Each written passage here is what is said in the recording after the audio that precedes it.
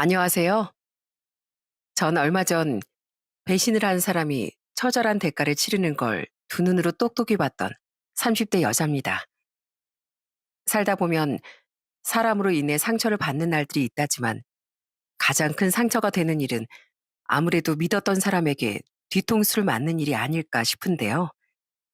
저 역시 제일 가깝고 믿었던 사람에게 크나큰 상처를 받았습니다. 그나마 저에게 다행인 점이 있었는데요. 바로 그 사람에게 처절하게 응징을 할 수 있었다는 거였어요. 지금도 그때만 생각하면 자다가도 벌떡 일어날 정도로 피가 거꾸로 치솟는 그때 이야기를 여러분들께 들려드리려고요. 사실 제가 어릴 적엔 그다지 생활 환경이 좋은 건 아니었습니다. 제가 8살 때 또 제 여동생은 6살에 저희 엄마가 사고로 갑작스럽게 돌아가셨기 때문인데요. 그때부터 저와 여동생은 할머니, 아빠와 함께 살았습니다. 어릴 적엔 매일 저녁이면 엄마가 보고 싶어 울기도 많이 울었어요. 그때마다 할머니는 항상 저와 여동생이 잘 때까지 토닥여 주셨어요. 할머니, 엄마, 엄마 보고 싶어. 할머니, 엄마가 너무 보고 싶어요. 그래, 얼마나 엄마가 보고 싶겠어. 할머니도 우리 상이 마음 다 알아. 그치만 울지 말고 얼른 자라. 그래 엄마가 우리 상이 꿈속에서라도 나오지. 그렇게 할머니의 따뜻한 손길을 받으며 저흰 하루하루를 버텼습니다. 그땐 아빠도 참 힘들었을 텐데 아빤 단 한 번도 힘든 내색을 저희 앞에서 보이시진 않으셨어요. 엄마가 돌아가시고 난 후에도 저를 어떻게든 키우기 위해 열심히 일을 하셨습니다. 그리고 월급날이면 아빤 저와 여동생이 좋아하는 치킨을 항상 사오시곤 했어요. 그래서 그때마다 저흰 아빠가 퇴근하기만을 내내 기다리곤 했죠. 얘들아, 아빠 왔다. 우와, 아빠, 오늘 아빠 치킨 사왔어? 어? 치킨? 아, 이거 어쩌지? 오늘 아빠 치킨을 못 사왔는데. 에이, 뭐야. 아빠 치킨 사오는 줄 알고 기다렸는데. 뻥이지요. 짜잔. 우리 딸들 좋아하는 치킨 아빠가 사왔지. 오늘 저녁은 치킨이다. 와, 아빠 최고. 그렇게 저희 네 식구는 소소한 행복을 쌓아가며 그렇게 지내고 있었습니다. 그러던 어느 날 제가 중학교에 올라갔을 때 저희 집엔 또 한 번의 위기가 찾아왔어요. 아빠가 다니던 회사가 그만 상황이 어려워지게 되면서 실직을 하시게 된 거였죠. 갑작스럽게 실직자가 된 아빤 너무나 힘들어 하셨습니다. 그때 당시엔 경기 불황도 많이 심했던 터라 취업도 쉽지 않았죠. 그러다 보니 아빤 취업에 계속해서 실패하시면서 하루 종일 술만 드시고 힘들어 하시곤 했죠. 그런 아빠를 보며 할머니는 정말 많이 속상해 하셨어요.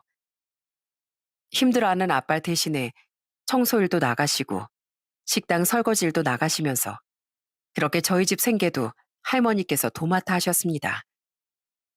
그땐 집이 너무 어려워서 참고서 하나 사는 것도 눈치가 보일 지경이었어요. 그래도 할머니가 그렇게 힘들게 집안을 책임지시니 아빠도 단기 일용직 일을 하시며 그렇게 버티셨습니다. 그러다 엎친 데 덮친 격이라고 저희 집엔 크나큰 위기가 생기고 말았어요. 바로 저희 할머니가 위암 판정을 받게 되신 거였죠. 오랜 스트레스와 힘든 생활로 인해 암이 생긴 것 같아 저흰 할머니에게 너무나 죄송스러웠어요. 암은 이미 이곳저곳 전이가 된 상태였고 더 이상은 손쓰기도 어려운 상황이었고요. 그 사실을 알고서 아빤 저희 앞에서 엄마가 돌아가시고 난 뒤 처음으로 크게 오열을 하셨어요. 엄마, 엄마 죄송해요. 이게 다 저 때문이에요. 다 제가 못난 바람에. 아니다. 아, 네 탓이 어디 있니? 다 예미가 몸을 잘 안 돌본 탓이지. 네 탓일 거 하나 없어. 괜찮다. 괜찮어. 엄마, 우리 수술 어떻게든 받아요. 항암도 해보고 방사선도 해보고 해볼 수 있는 건 다 해봐요. 의사 선생님 말 못 들었니? 어차피 절제래도 퍼진 암덩어리 때문에 힘들다고 했잖니. 우리 그렇게 아등바등하지 말고 남은 시간이라도 잘 지내보자. 그러면 안 되겠니? 엄마, 안 돼요. 절대 안 돼요. 엄마마저 저 그렇게 보낼 수 없어요. 할머니는 오열하는 아빠를 그저 묵묵히 토닥여 주시기만 했습니다. 솔직히 전 이렇게 큰일이 연달아 벌어지고 난 후로 아빠가 완전히 주저앉으면 어쩌나 걱정이 정말 많았어요. 정말 하늘도 무심하다는 말이 이럴 때 쓰는 거구나 싶을 정도였답니다. 그렇지만 할머니는 끝까지 아빠를 응원하고 믿으셨어요. 하루는 다 같이 모인 자리에서 아빠에게 통장 하나를 내미셨습니다. 그 통장은 할아버지가 돌아가시기 전부터 할머니가 꼬박꼬박 저축을 하셨던 귀중한 통장이었어요. 아들아, 어차피 이 통장 너한테 갈 테지만 엄만 이걸로 네가 다시 재기했으면 좋겠구나. 무슨 말인지 알지? 엄마, 이거 저 못 받아요. 어떻게 이걸 제가 받아요? 내 평생 자식 힘들게 안 하는 게 내 꿈이었다. 네가 이렇게 무너지고 힘들어하는 거 나 더는 보고 싶지 않구나. 이 엄마 마지막 소원이니까 다시 한번 힘내서 시작해보려. 큰 돈은 아니지만 그래도 새로 시작할 만큼은 될 거다. 그렇게 아빤 할머니가 지원해준 돈으로 작게 식당을 하나 차리셨습니다. 사실 아빤 예전부터 음식 솜씨가 정말 좋으셨어요. 워낙 막 감각이 좋다 보니 집에서도 자주 요리를 해주셨는데 그 능력을 발휘해서 식당을 창업하신 거였습니다. 음식 솜씨가 좋으셨으니 당연히 맛집으로 소문나는 건 시간 문제였어요. 거기다가 그때 당시 저나 여동생도 학교에 홍보도 많이 했고 그러면서 차츰 입소문으로 장사가 잘 되기 시작했죠. 그렇게 하루하루 입소문을 타고 오는 손님들이 많아지면서 점점 수익이 늘어나기 시작했어요. 아빠는 아침 새벽부터 저녁까지 쉴 틈 없이 바쁘셨지만 피곤한 와중에도 얼굴이 점점 밝아지기 시작하셨습니다. 그렇게 위기를 극복하고 저흰 이제 행복한 일만 남을 줄 알았어요. 그렇지만 상황이 풀려감에도 할머니의 병세는 나아지지 않았습니다. 오히려 점점 더 깊어지기만 했죠. 저흰 그때의 상황이 너무나 애석하기만 했고요.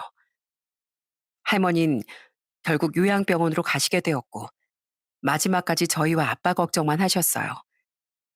마지막으로 봤을 때 할머니는 아빠의 손을 꼭 부여잡으시고 당부의 말을 남기셨죠. 애비야, 네 어깨에 저 두 딸들이 달려있다. 그러니 힘든 일 있다고 무작정 넘어져 있으면 안 돼. 얼른 훌훌 털고 일어나야지. 내가 바라는 건 그거 하나뿐이다. 상이야, 진이야, 너희들이 아빠 옆에서 많이 도와드려야 한다. 그렇게 마지막 당부를 남기시곤 얼마 지나지 않아 할머니 세상을 떠나시게 되었어요.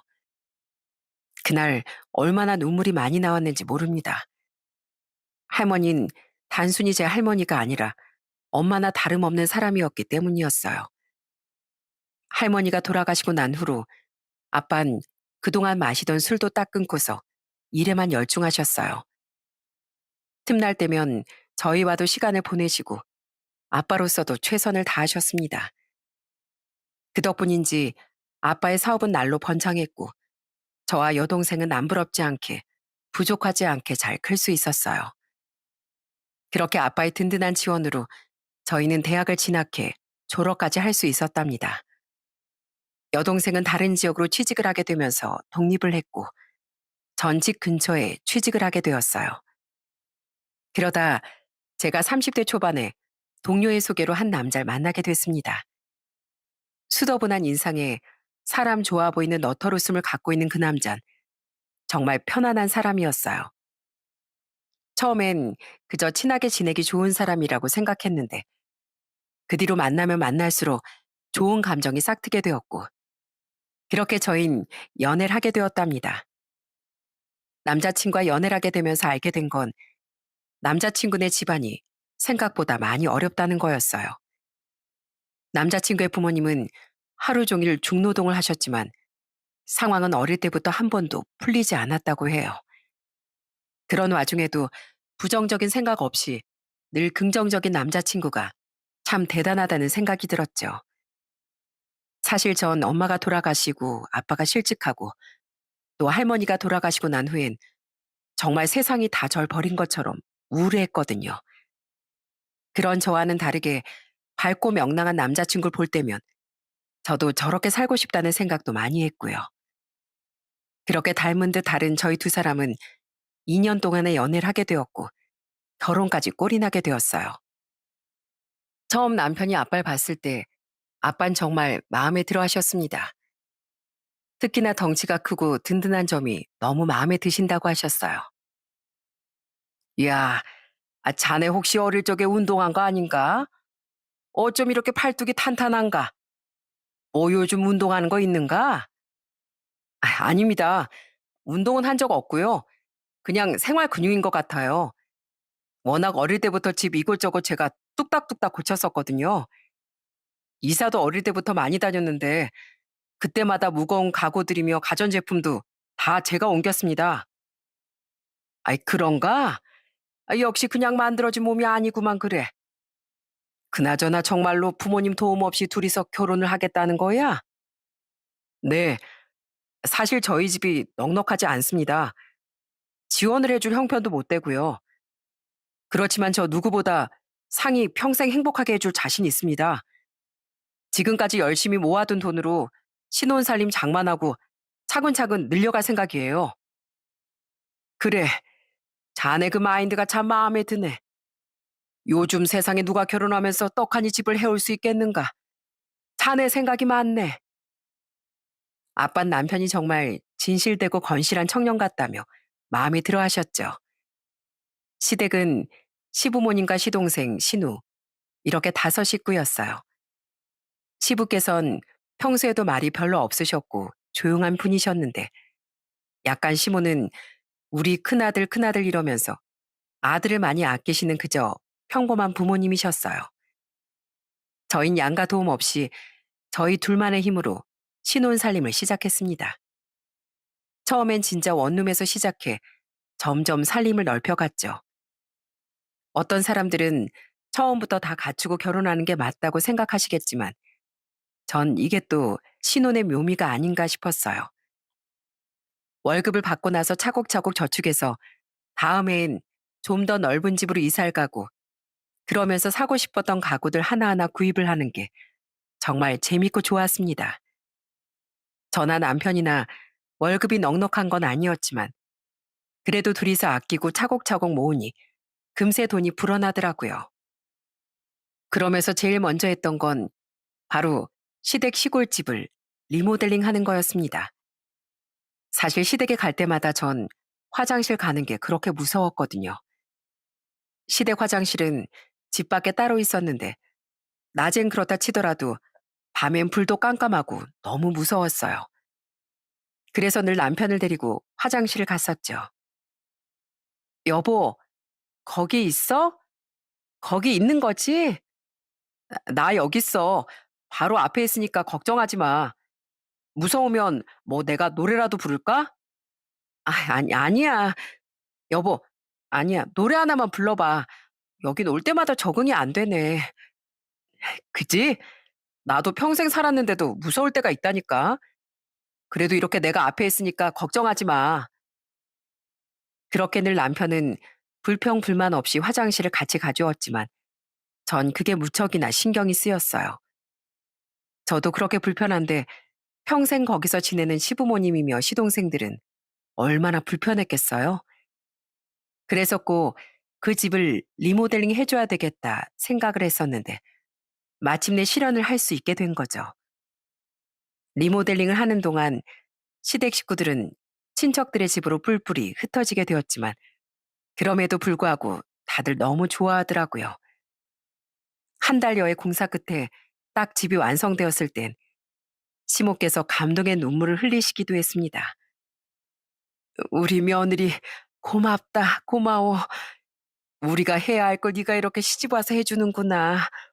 정말 고맙다. 앞으로 날이 좋지 않아도 밖에 화장실 쓰지 않아도 되니까 얼마나 좋은지 모르겠다. 집도 훨씬 깨끗해지고 정말 고마워. 아니에요, 어머님. 어머님, 아버님, 그리고 도련님 아가씨도 다 편안하게 쓰시면 좋죠.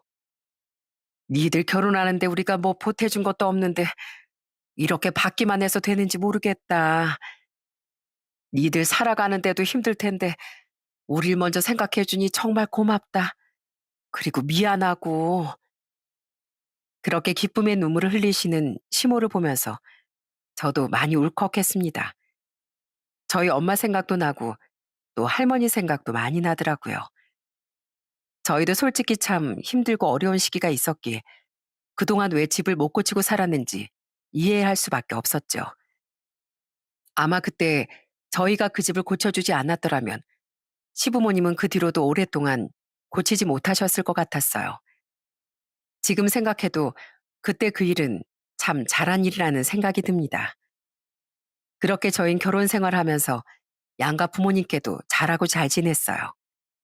그리고 전 결혼하고서 2년 뒤 아들을 낳게 됐습니다. 그러면서 다니던 회사는 그만둘 수밖에 없었어요. 그렇지만 남편 외벌이론 도저히 생활이 빡빡하고 힘들더라고요. 그렇다고 아들이 아직 어린데 일을 나가긴 힘들어 고민을 하던 와중 아빠의 제안을 받게 되었죠. 바로 아빠 회사에서 일하는 게 어떠냐는 제안이었습니다.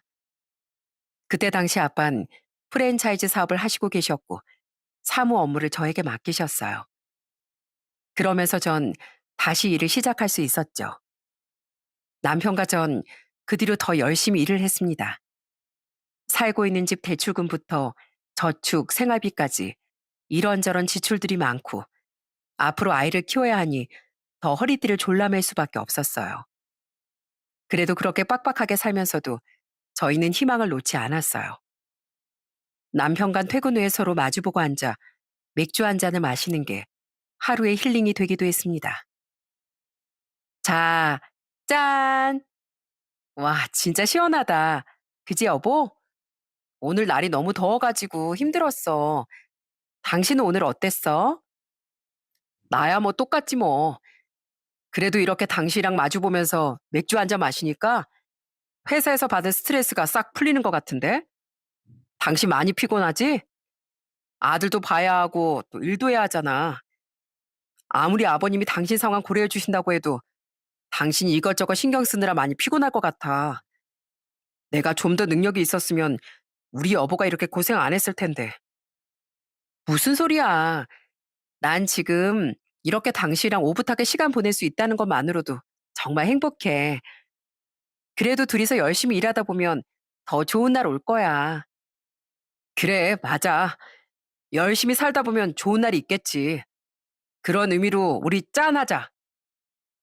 그렇게 저흰 희망을 갖고 열심히 앞만 보며 달렸습니다.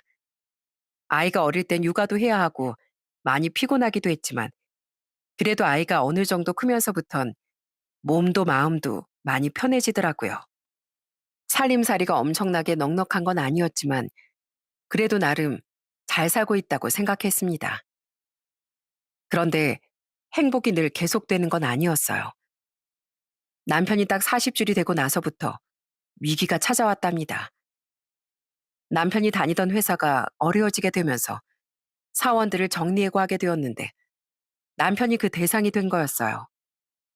하루아침에 회사를 관둬야 하는 상황이었죠. 남편은 특히나 자신이 정리해고 대상이 되었다는 사실에 너무나 충격을 받고 힘들어했어요. 내가, 내가 거기서 얼마나 열심히 일했는데 벌써 10년이 넘었어. 당신도 알잖아. 내가 그 회사를 위해 그동안 얼마나 열심히 일했는지. 근데 어떻게 나한테 그럴 수가 있어? 여보, 많이 속상하지. 나도 이렇게 속상한데 당신은 얼마나 마음이 아프겠어. 이제 어쩌지? 우리 이제 어떻게 해? 내 나이가 이제 40인데 다시 어디에서 시작을 하냐고. 이직을 알아봤던 것도 아니고 이렇게 한순간에 직장에서 잘렸는데 나 앞으로 어떻게 하지? 여보, 괜찮아. 천천히 생각해보자. 당신 능력 있는 사람이니까 어디든지 갈 곳 분명 있을 거야. 너무 걱정하지 마. 제가 해줄 수 있는 건 옆에서 남편을 달래고 위로해 주는 것밖에 없더라고요. 사실 남편은 어느 정도 경력도 있고 능력도 있어서 처음엔 취업이 잘 될 거라고 생각을 했습니다. 그런데 세상은 정말 만만치 않더라고요. 남편이 이력서를 여기저기 넣어봤지만 괜찮은 곳에선 한 통의 연락도 오지 않았어요. 오히려 전 월급보다 훨씬 더 적은 업체에서만 연락이 왔고요. 그렇다고 이젠 아이도 크고 있는데 아무 곳이나 들어갈 순 없겠더군요. 그렇게 하루하루 고민하는 남편을 보면서 저도 정말 속이 문드러지는 줄 알았습니다. 그러다가 아빠에게 남편의 얘기를 꺼내게 되었어요. 아빠, 혹시 주변에 일자리 구하는 회사 없어? 일자리? 아니, 일자리는 왜? 아니, 이서방, 얼마 전에 권고사직 당했다고 했잖아. 여기저기 이력서 넣어보긴 했는데 연락 오는 데가 많지 않은가 봐.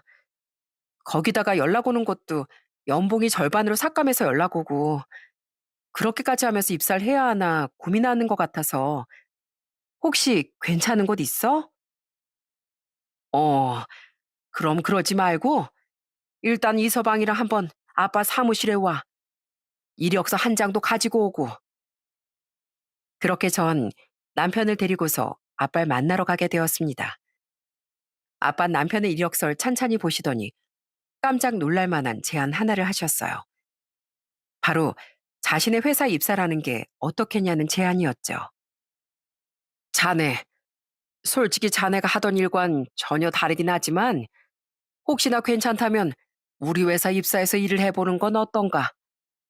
다른 분야는 아니고 프랜차이즈 가맹점 내준 곳을 둘러보면서 관리하는 슈퍼바이저로 채용하고 싶은데 자네 생각은 어떤가? 네? 제가요? 제가 그 일을 해도 괜찮을까요? 자네만 괜찮으면 해도 되지.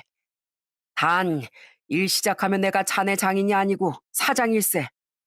그만큼 열심히 일해줘야 한다는 거네. 알았나? 아버님, 감사합니다. 정말 감사합니다. 저 진짜 열심히 할게요. 회사가 더 성장할 수 있게 정말 더 열심히 일할게요. 정말 감사드립니다. 그렇게 남편은 아빠의 도움을 받아 프랜차이즈 슈퍼바이저로 일을 시작하게 되었어요. 전국의 여러 체인을 운영하고 계셨던 아빠는 직접 매장을 돌아다니며 관리를 하셨었는데 그 자리를 남편에게 준 거였어요. 저희의 사정을 알고서 기회를 주신 거였죠. 처음에 남편은 진짜 성실하게 일을 열심히 했습니다. 가맹점이 진짜 전국 곳곳에 있었는데 그곳들을 다 돌아보면서 직접 운영에도 참여하고 관리도 도와주고 누구보다 열정적으로 일을 했죠.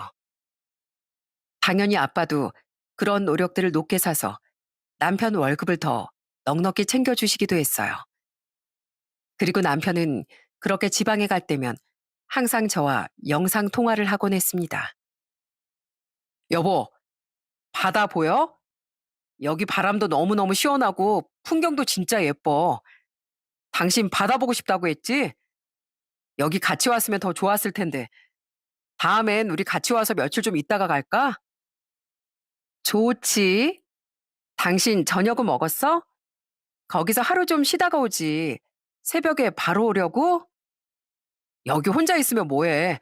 빨리 가서 당신이랑 우리 아들 봐야지. 걱정하지 마. 아까 잠깐 쪽잠 자서 피곤하지도 않아. 아, 얼른 집에 가고 싶다. 내가 여기 유명한 음식 포장하고 갈게. 내일은 같이 그걸로 점심 먹자. 그렇게 남편은 지방에 출장을 가서도 항상 연락도 잘하고 저와 아들을 꼭 챙겼습니다. 그런 다정한 남편 덕분에 전 오랜 남편의 출장길도 불안하지 않았어요. 남들은 남편이 지방에 왔다 갔다 하면 그렇지 않냐고도 했지만 전 남편을 굳게 믿었거든요. 그리고 바쁜 남편을 대신해 전 시댁에도 아들과 둘이서 종종 다녀오곤 했어요. 아무래도 남편이 따로 시간을 내긴 힘들다 보니 제가 나설 수밖에 없었거든요. 시댁 김장을 하던 날도 전 새벽부터 일찍 시댁에 내려갔었어요. 어머님, 저 왔어요. 아유, 뭘 벌써 왔어. 천천히 와도 되는데. 이건 또 뭐야? 고긴 왜 사왔어? 우리가 사도 되는 걸. 오면서 그냥 사왔어요. 또 시내 나가시려고 하면 버스 타고 한참이시잖아요. 괜히 힘들게요. 우리 김장 다 하고 수육해서 먹어요, 어머님. 배추는 절여 놓으신 거예요? 안 그래도 양념만 무칠 수 있게 제가 양념도 더 만들어서 왔어요. 세상에나, 아유, 어쩜 이렇게 부지런하니? 내가 우리 며느리 덕분에 김장도 편하게 한다. 넌 오늘 아주 손 하나 까딱하지 말거라. 나랑 네 시애비랑 시동생들이 알아서 김장할 거니까. 여기까지 오는 것도 고마운데 어떻게 이것까지 싹 다 준비해 왔냐? 이렇게 전 시댁 식구들도 정말 꼼꼼히 챙겼답니다. 사실 이렇게까지 하는 이유는 밖에서 고생하는 남편이 덜 신경 쓰이게 하고 싶었기 때문이었어요. 남편은 그 후로 3년 동안 정말 열심히 일을 했습니다. 연봉도 점점 높아졌어요. 그런데 3년 차가 딱 되는 시점부터 슬슬 가맹점에서 불만들이 나오기 시작했습니다. 특정 지점은 물류 배송이 엄청 빠른데 자기네들은 리뉴얼된 메뉴들이 빨리 배송이 되지 않는다는 것이었죠. 그걸 보고서 저도 좀 의아해 남편에게 물어봤던 적도 있었습니다. 여보, 오늘 지방 지점에서 연락이 한 통 왔는데 왜 이번에 리뉴얼된 메뉴 있잖아. 그거 빨리 물류 배송해달라고 요청했는데 당신이 누락한 것 같다던데? 확인해 볼 수 있어? 거기? 거긴 맨날 그렇게 투덜대기만 하고 제대로 일도 안 해. 내가 갈 때마다 지적해도 고쳐지는 게 없어가지고 일단 보류해 둔 거야. 당신은 신경 쓰지 마. 그래? 근데 그쪽 얘기는 그게 아니던데?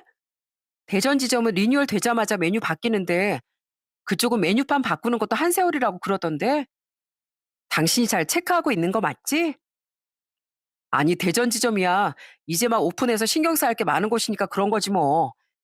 아무튼 알겠어. 내가 그쪽 사장님이랑 직접 만나서 얘기해 볼게. 그동안 한 번도 이런 불평 불만이 올라온 적이 없었는데 갑자기 다른 지점 사장님들이 특정 지점을 언급하면서 차별한다는 식으로 말들이 나오기 시작했어요. 사실 그 특정 지점이라고 하는 곳은 오픈한 지 얼마 되지 않은 곳이라 남편이 슈퍼바이저로서 많이 신경을 써야 하는 곳이기도 했어요. 그러다 보니 오픈 초기라 그런 불만들이 있을 수도 있겠다 생각을 했습니다. 그래도 제가 한번 남편에게 지적을 했으니까 앞으로는 개선이 되겠지 싶었어요. 그런데 그때부턴가 뭔가 슬슬 이상한 낌새가 느껴지기 시작했어요. 어느 날은 집으로 주정차 딱지가 날라왔어요. 어디서 왔나 봤더니 적발된 곳이 대전이더라고요. 그쪽이 가맹점이 있는 곳이었기 때문에 전 처음엔 별 생각 없이 남편에게 얘기를 했어요. 여보, 오늘 당신 차 주정차 딱지 날라왔던데? 여기 그 대전 가맹점 근처야? 당신 여기 앞으로 주차하면 안 될 것 같아. 거기 주차하면 안 되는 곳이었어? 몰랐네. 비어 있어서 그냥 잠깐 매장 체크만 한다고 갔던 거였는데 그새 찢겼구나. 다음엔 거기 세우면 안 되겠다. 미안해 여보. 내가 좀 더 신경 쓸 걸. 아니야, 뭐 그럴 수도 있지. 근데 거기 대전 가맹점은 아직도 다 정리가 안 된 거야? 요새 자주 거기 가는 것 같네. 아, 여기 사장님이 처음 식당을 오픈하셔가지고 모르는 게 좀 많은 것 같아. 아유, 나도 여기 그만 좀 오고 싶다. 빨리 적응해서 그만 오고 싶어서 집중 마크하고 있어. 아무튼 여보, 나 오늘도 여기 지점 갔다가 갈 테니까 저녁 먼저 먹어. 그런데 그 후로도 남편의 수상한 태도는 그치지 않았어요. 원래는 지방에 가면 볼 일만 보고 금방 올라오곤 했는데 언젠가부터 지방에 한번 내려가면 이틀은 기본이고 3일은 넘게 있다가 집에 오기 시작하더라고요. 그렇게 일이 바쁜가 해서 남편이 매일 작성하는 보고서 이런 걸 보다 보면 하루에도 여러 곳 지점을 돌아다니며 열심히 일을 하는 것처럼 보였습니다. 그렇게 오랫동안 지방을 왔다 갔다 해서 그랬을까요? 한 번은 남편이 진짜 터무니없는 소리를 하는 거였어요. 여보, 나 이렇게 자꾸 지방에 왔다 갔다 하는 것도 힘든데 중간 지점에 월세라도 하나 알아볼까? 요즘은 또 한 번 내려가면 2, 3일이 기본이잖아. 다른 지역 말고 한 대전쯤? 거기에 딱 월세 잡으면 될 것 같은데. 뭐? 그게 무슨 소리야? 당신 전에 잘만 왔다 갔다 했으면서 갑자기 월세는 무슨? 그리고 가맹점이 뭐 거기 하나뿐이야? 여기 지역 가맹점은 그럼 어떻게 관리하라고? 이 지역 주변이 제일 많은데 아빠한테 그런 소리 했다간 큰일 나. 도대체 뭔 바람이 불어서 갑자기 집을 알아보겠다고 하는 건지 도통 이해가 되지 않더라고요. 그렇게 남편의 수상한 행동들이 점점 보이기 시작하면서 저도 그렇게 생각하고 싶진 않았지만 머릿속엔 자꾸만 나쁜 생각이 들더라고요. 그러던 어느 날 또 주정차 딱지가 날라온 거였습니다. 그것도 하루 연속으로 2번이나 날라온 거였어요. 그런데 주정차 위반에 걸린 지역을 보고서 전 정신이 번뜩 들었습니다. 전에도 위반 딱지가 날라왔던 바로 그곳이었어요. 뭐야? 내가 사는 곳은 서울인데 왜 대전에서 자꾸 주정차 위반 딱지가 날라오지? 설마 아무리 생각을 해봐도 자꾸만 특정 지역에서만 이런 게 날라온다는 게 이해가 되지 않았습니다. 결국 전 남편의 뒤를 캐보기로 생각했어요. 출장에서 다녀온 남편이 잠들었을 때 전 차 블랙박스를 확인했습니다. 그런데 그 블랙박스에서 정말 경악을 금치 못할 진실을 확인하게 되었어요. 차에서 누군가 다정하게 대화를 하던 남편이 주차를 하고 내리는데 조수석에 앉아있던 사람도 같이 내리는 거였어요. 그런데 두 사람은 내리자마자 팔짱을 끼고 다정하게 걸어가는 게 아니겠어요? 그걸 보고서 순간 머리 끝까지 열이 확 뻗쳐오르더군요. 그런데 더욱 경악스러운 건 따로 있었어요. 바로 남편의 팔짱을 낀 그 여잔 대전 지점 여사장이었거든요. 그제서야 전 남편이 그동안 왜 그렇게 수상한 행동을 한 건지 모든 퍼즐이 맞춰졌습니다. 이 두 사람을 도저히 가만히 둘 수 없겠다는 생각이 들었어요. 다음날 쉬는 날이었던 남편에게 전 아이를 맡기고 잠시 볼 일이 있다며 일찍 집을 나섰습니다. 그리고 제가 향한 곳은 바로 대전이었어요.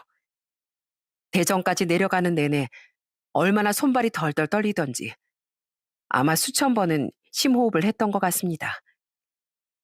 혹시나 내 얼굴을 아는 건 아닐까 긴장을 잔뜩 한 채로 그 대전 지점을 가게 되었는데 딱 가게에 들어서자마자 그 여사장이 뛰어나와 인사를 하는 거였어요. 어서 오세요. 몇 분이세요? 혼자요. 아, 네. 저기 편하신 데 앉으세요. 전 절 알아보는 줄 알았는데 그 여사장은 저를 전혀 못 알아보고 있더라고요. 점심이 가까우니 사람들이 제 뒤로도 계속해서 들어오더군요. 이미 제 옆 테이블에서도 술판이 벌어지고 있었고 보는 눈도 많으니 본격적으로 제가 나서야 되겠다는 생각이 들었습니다. 그리고 전 그 여사장을 불렀어요. 여기 음식이 그렇게 맛있다고 하던데 근데 여기 지점이 본사에서 특별 대우를 받는다면서요? 네? 아, 누가 그런 소리를 그런 거 없어요. 가맹점은 다 똑같죠 뭐. 뭐 드릴까요? 저희 아무거나 다 맛있어요. 그래요? 제가 듣기론 사장님 남자 꼬시는 재주가 아주 특출나시다던데 여기 메뉴판 보니까 그게 없더라고요. 사장님 잘 되시려면 남자 꼬시는 법도 좀 써놔야 되겠네요. 네? 그게 무슨 소리세요? 뭐라고요? 이동강 아시죠? 그때 제가 딱 남편의 이름을 말하자 그 여사장의 얼굴은 새하얗게 질려버렸어요. 그 모습을 보자마자 정말로 맞았구나 실감이 나더라고요. 그러더니 당황한 여사장은 말을 더듬으면서 부인을 했습니다. 네? 아니요. 그게 누군데요? 모르는 척하긴. 여기 슈퍼바이저 말이야. 이동강. 당신이랑 만나고 있는 그 이동강. 내 남편이야, 이 여편네야. 지금 당신 내 남편이랑 바람 피우고 있잖아. 일하라고 보내놨더니만 내 남편을 만나? 그러고서도 장사를 할 수 있을 거라고 생각했어? 뭐예요? 당신 뭔데요? 당신 뭔데 여기서 이상한 말이나 하고 있어요? 헛소리 할 거면 나가요, 나가. 손님들 다 있는 데서 지금 무슨 헛소리예요? 헛소리? 웃기시네. 나 땡땡사 프랜차이즈 대표 장녀 김상이다. 여기 본사 사장 딸이 나라고. 그런 내가 헛소리를 한다고? 나 다 알고 왔어. 그쪽은 내 얼굴 잘 모르겠지만 난 그쪽 얼굴 이미 다 안다고. 어디 여기서 증거 하나하나씩 다 풀어볼까? 니들 둘이서 얼마나 붙어먹고 다녔는지 내가 한번 까봐? 그러자 제 말을 듣고서 그 가게 안에 있던 손님들의 이목이 한순간에 집중이 되었어요. 그런데 그때였습니다. 전혀 예상하지도 못했던 일이 벌어지고 말았어요. 정말 기가 막힌 일이었습니다. 사실 제가 앉았던 자리 옆에서 술판이 벌어진 테이블은 그 여사장 남편이 지인들과 와 있던 곳이었어요. 그러더니 제가 하는 말을 듣고서 그 남편이 벌떡 일어나면서 소리를 치는데 아주 난리가 났답니다. 뭐? 뭐야? 지금 그게 사실입니까? 뭐? 바람? 당신, 당신 이게 사실이야? 여보, 그게 아니라, 당신, 그럼 여태까지 가게 일 때문에 늦는다고 했던 거, 그게 다 바람 피웠던 거야? 직장 생활 하기 싫다고 해서 가게 차려줬더니만 1년도 안 돼서 바람을 피워? 이 여편 내가 진짜. 그러면서 그 여사장의 남편은 여사장의 머리 끄댕이를 잡고서 밖으로 끌고 나가는 거였어요. 거의 머리로 상모 돌리기를 하는 줄 알았네요. 옆에서 다른 지인들이 다 말렸지만 분노한 그 여사장의 남편을 아무도 제대로 말리지 못했죠. 그 모습을 보고서 전 자리에서 일어나 그곳을 나와버렸습니다. 뒤는 그 여사장의 남편이 알아서 처리할 것 같았거든요. 그 후 전 회사로 향했어요. 가는 내내 남편의 전화가 계속해서 울리더라고요. 분명 그 여사장은 남편에게 호되게 당하고 있으니 아직 무슨 일인지 모를 거라고 생각을 했죠. 그래서 전 제 남편의 전화를 받았습니다. 뭐야, 여보. 어디 갔어? 일어나 보니까 당신이 없네? 오늘 무슨 일 있다고 했나? 아, 회사에 급하게 갑자기 일이 생겼다고 해서. 그래서 말인데, 당신 지금 회사로 올 수 있어? 나도 회사로 들어가는 길인데 급하게 할 말도 있고 말이야. 어? 지금? 알았어. 바로 챙겨서 나도 갈게. 그렇게 남편의 전화를 끊고서 전 아빠에게 바로 전화를 걸었어요. 그리고 지금의 상황을 하나도 빠짐없이 다 보고를 했습니다. 아빤 제가 얘기하는 동안 묵묵히 아무런 말도 하지 않으시고 제 말만 들으셨죠. 그리고선 딱 한마디만 하셨어요. 이서방 지금 오고 있다고 했지? 알았다. 너도 오면 얘기하자꾸나. 전 아빠의 목소리가 그렇게 냉정할 수 있구날 그때 처음 알았습니다.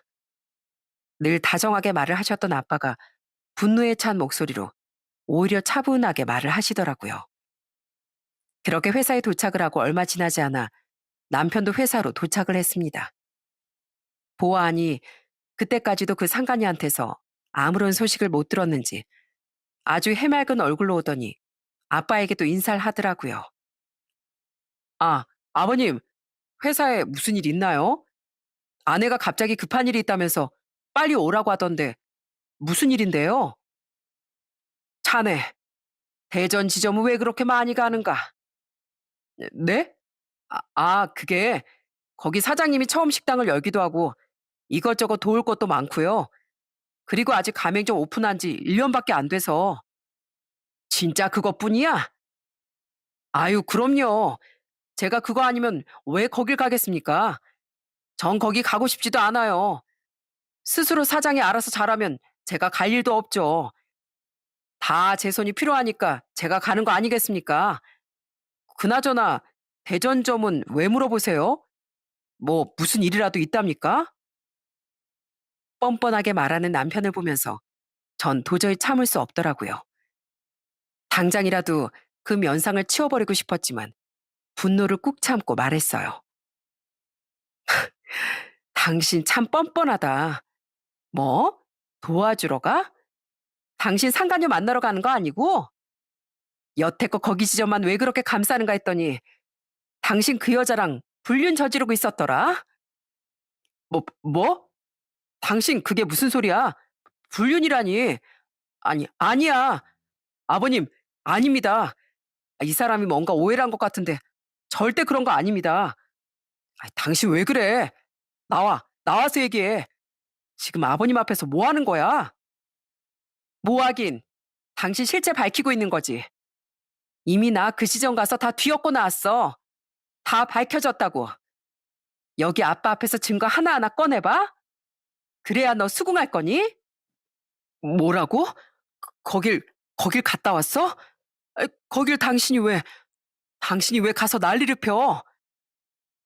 역시나 남편은 제가 거기 갔다 왔다는 소리를 듣자마자 저한테 화를 버럭 내더라고요. 그 반응을 보면서 진짜 헛웃음이 절로 나왔습니다. 남편은 자신의 불륜이 다 들통나자 그때서야 갑자기 무릎을 꿇고서 싹싹 빌더라고요. 아버님, 죄송합니다. 그게 아니라요. 제가 그러려고 그런 게 아니라요. 그 여자가, 그 여자가 절 꼬셨어요. 제가 절대 원래 안 넘어가는데, 그래도 전 저희 회사 가맹점 사장이니까 그냥 맞춰준 것 뿐이에요. 예, 그것 뿐입니다. 이서방, 자네 참 끝까지 뻔뻔하구만. 지금까지 밖에서 그딴 더러운 짓을 하고 다녔나? 어떻게 내 딸을 두고 그런 짓을 할 수가 있어? 자네 같은 사람은 우리 회사에도 못 두고 우리 집안에도 못 두네. 당장 나가세. 이제부터 이서방은 내 사이도 아니야. 아버님, 아버님 제가 잘못했습니다. 제가 정말 미쳤었나 봅니다. 정말 한 번만, 딱 한 번만 봐주시면 안 될까요? 제가 다시는 그런 일 안 하겠습니다. 정말요. 한 번만 봐주세요. 제 실수입니다. 그리고 만난 지도 얼마 안 됐어요. 자네 지금까지 카드 내역 보니까 대전점 오픈한 이후로 쭉 그쪽에서만 카드를 엄청 썼더구만. 이거 내역 다 세세하게 한번 확인해봐. 언제부터 그랬는지, 정말로 실수인지 내가 한 번 다 확인을 해봐야 끝을 내겠어? 어디서 감히 날 속이려고 들어? 알고 봤더니 아빤 제 얘기를 듣고 바로 남편에게 출장비로 쓰라며 줬던 사업장 카드 내역부터 싹 훑어본 거였습니다. 그동안 워낙 출장도 잦고 아빠한테 보고를 하면서도 설명을 다 잘하다 보니 아빠도 별 의심하지 않고 넘어갔었는데 제 얘기를 듣고 나서부턴 이게 정말 수상하다는 걸 아셨던 거죠. 보아 아닌 남편은 출장을 핑계로 대전에서 사업장 카드를 엄청 쓰고 다녔던 거였어요. 간 크게 뭘 선물을 사거나 그런 건 아니었지만 나중에 보니까 저녁에 밥을 먹은 것도 항상 2인분 정도. 그 다음에 꼭 술을 마시러 2차를 갔는데 그곳에서도 꽤나 많은 비용을 썼더라고요. 혼자서 쓴 거라곤 조금 많은 금액이다 싶었는데 그게 다 상간녀랑 그러고 돌아다닌 거였죠. 어찌가 어처구니가 없던지 사람을 이런 식으로 뒤통수 칠 수 있구나 싶었어요. 남편은 냉정한 아빠의 표정에 정말 머리를 바닥에 진짜 조아리듯이 빌고 또 빌었습니다. 아버님, 제가 정말 잘못했습니다. 제가 요즘 너무 힘들어서 외롭고 피곤해서 정말 죄송합니다. 아버님, 다신, 다시는 안 그러겠습니다. 이미 끝났네. 그 지점도 정리할 거고 계약도 파기할 걸세. 자네도 알다시피 우리 계약서 내용 중에 브랜드 이미지 해칠 경우 바로 계약 파기라는 거 알지? 자네도 마찬가지세. 카드 내역서 법률 대리인이 앞으로 싹 다 살펴볼 거니까 그렇게 알게나. 조금이라도 이상한 거 있으면 내가 자네한테 다 청구할 걸세. 그러니 회사에서 당장 나가고 내 딸이랑도 이혼하게. 이혼 안 받아들이면 한 푼도 빠짐없이 청구할 거니까 그러기 싫으면 조용히 이혼해. 아버님, 한 번만 봐주십시오. 한 번만요. 당장 여기서 꺼져. 경찰 불러서 고소당하고 싶지 않으면 당장 이 자리에서 썩 꺼지라고. 믿었던 사이놈이 뒤통수를 쳐? 내 눈앞에서 안 사라지면 내 오늘 당장 고소장 넣을 거니까 알아서 해. 결국 아빠의 호통에 남편은 그 자리를 나가야 했습니다. 남편이 그렇게 나가고 나서야 저와 아빠는 긴장이 풀리는 것 같았어요. 둘 다 자리에서 주저앉아 멍하니 있을 수밖에 없었습니다. 아빠도 저도 남편이 정말 그럴 줄은 상상도 못했거든요. 솔직히 사이라고 해서 아빠가 더 신경 쓰고 챙겨줬던 것도 있었고, 저 역시 남편을 위해 시댁이고 집안일이고 전혀 신경 안 쓰게 노력을 했던 거였는데, 어떻게 그런 건 하나도 생각 안 하고 이렇게 사람을 배신할 수가 있는지 너무나도 충격적이었어요. 그 뒤로 시댁에도 이 사실이 전해졌습니다. 그런데 시댁의 반응은 정말 남은 정도 다 떨어지게 만들더라고요. 이혼 청구를 하게 되면서 시모가 저한테 한번 전화가 온 적이 있었거든요. 애미야, 아무리 그래도 한 번은 봐줄 수 있는 거 아니니? 남자가 밖으로 자꾸 나들다 보면 실수도 할 수 있는 거지. 그리고 그거 솔직히 네 탓도 있는 거 아니냐? 얌전히 회사만 왔다 갔다 하던 애가 전국을 떠돌아다니니 얼마나 외롭고 힘들었겠어. 그럴 때 그냥 한번 의지한 거 가지고 너 너무한 거 아니야? 어머님이 어떻게 저한테 그런 소리를 하세요? 남편 취직시켰을 땐 잘했다고 고맙다고 저밖에 없다고 하셨으면서 어떻게 말이 그렇게 싹 달라지세요? 저 용서 못합니다. 사람이 은혜를 받았으면 고마운 줄 알아야 하는 게 맞는 거예요. 그런데 이런 식으로 배신을 해요? 저 절대 용서 못하고요. 이혼할 겁니다. 어머님도 다신 저한테 연락하지 마세요. 아무리 팔은 안으로 굽는다지만 끝까지 자기 아들만 두둔하는 시모를 보면서 이혼을 잘 결정한 것 같다는 생각도 했습니다. 그렇게 남편에겐 이혼 소송을 했고 상간녀에게도 위자료 청구를 했어요. 이미 블랙박스며 가게 CCTV며 증거까지 다 확보가 되어 있는 상황이라 두 사람은 불복도 할 수 없었죠. 그렇게 전 남편에게 위자료를 받고 이혼을 했고 상간녀에게도 위자료를 받게 되었어요. 그런데 진짜 웃긴 게 뭔지 아세요? 그렇게 가정을 깰 정도로 둘이서 붙어 먹었으면 그 후로도 둘이서 붙어야 하는 거 아닌가요? 근데 남편은 이혼 후 완전히 낙동강 오리알이 되었더라고요. 알고 봤더니 그 상간녀는 본인 남편한테 싹싹 빌어서 결국 그 남편이 용서를 해줬다는 거였어요. 결국 두 사람의 지독한 사랑은 그렇게 끝이 났고요. 그렇게 힘들고 어렵게 살던 남편을 아빠가 어떻게든 끌어올려줬는데 한순간에 잘못된 선택으로 인해 이 모든 걸 다 놓치게 된 거였어요. 그 선택의 대가는 무엇보다 처참했습니다. 전 남편은 저와 이혼을 한 뒤로 다른 회사에 취직을 했지만 월급은 반토막이 났고 거의 신입으로 눈치 보며 회사를 다니고 있다고 하더군요.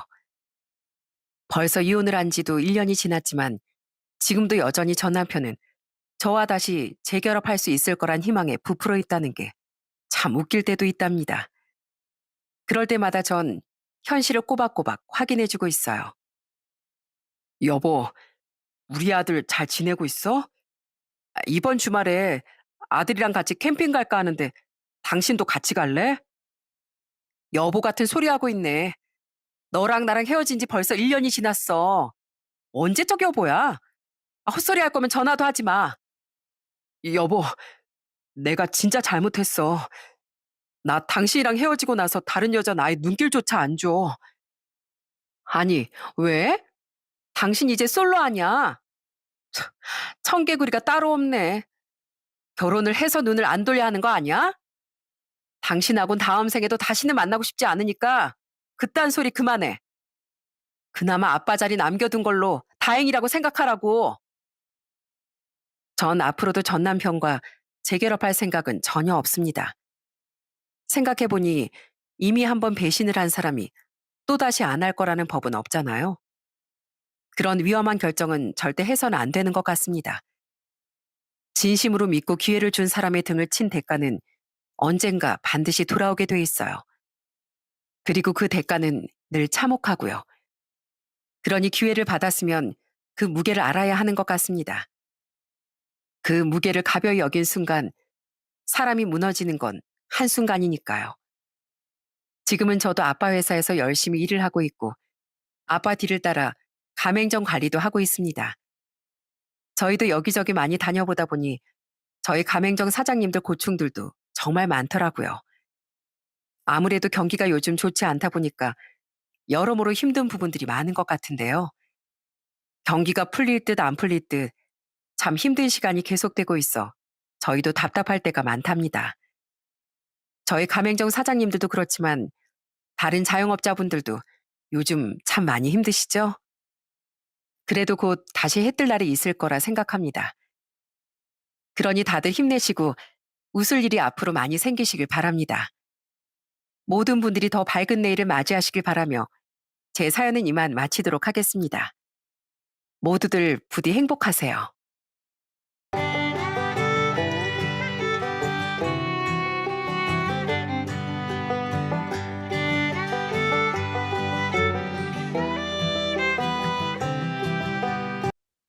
안녕하세요. 저는 가족과의 갑작스런 이별에 대해 슬퍼하기도 전에 뒤통수를 맞을 뻔한 40대 직장인 여성입니다. 열길 물속은 알아도 한길 사람 속을 모른다고 하죠. 다른 거 몰라도 전체 가족만큼은 다 알고 있다고 생각했습니다. 그런데 제가 모르는 숨겨진 진실이 있다는 걸 알고 난 후에 밀려오는 배신감에 정말 온몸이 저절로 떨리더라고요. 그렇지만 그 진실을 제가 알게 된 덕분에 뒤통수를 맞을 뻔했던 일을 겨우 피할 수 있었는데요. 그 기가 막힌 이야기를 여러분들께 오늘 들려드리려고 합니다. 저희 친정은 아빠가 정말 어릴 적부터 같이 커온 중마고와 사업을 하셨어요. 아빠 친구분은 저희 가족들과도 무척이나 친하게 지냈었죠. 큰 사업은 아니지만 어느 정도 탄탄한 업체였고 어릴 적엔 정말 부족하지 않은 환경에서 컸습니다.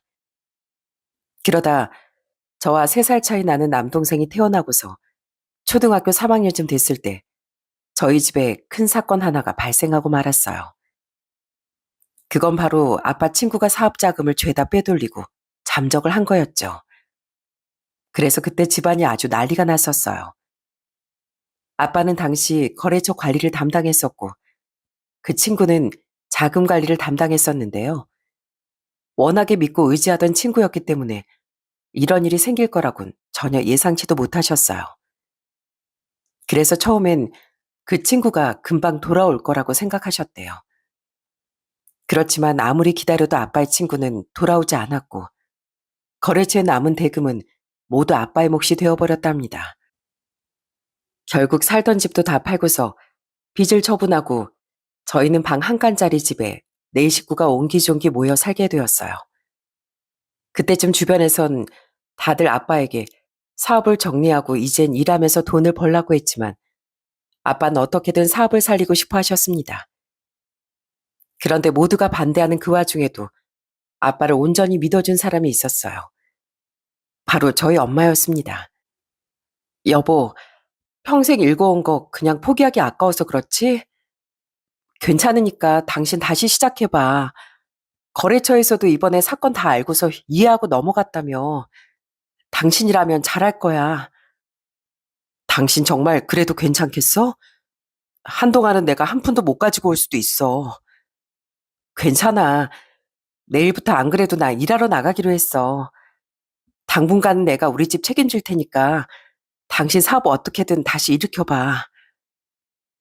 엄만 매일같이 괴로워하고 자책하는 아빠를 달래고 열심히 사업에 다시 집중하실 수 있도록 옆에서 정말 많이 노력하셨어요. 아빠가 사업을 다시 일으키려고 노력하는 동안엔 엄만 밖에서 허드렛 일을 하면서 생활비를 버시고 집안 생계를 책임지셨습니다. 그렇게 한 2년을 정말 고생하시다 아빠의 사업은 다시 안정을 되찾게 되었어요. 사실 그전부터 아빠의 성실함 덕분에 거래처에서도 많이 이해를 해줬기에 가능한 일이었지만 전 이 모든 결과의 덕이 엄마가 있었기에 가능했다고 생각했습니다.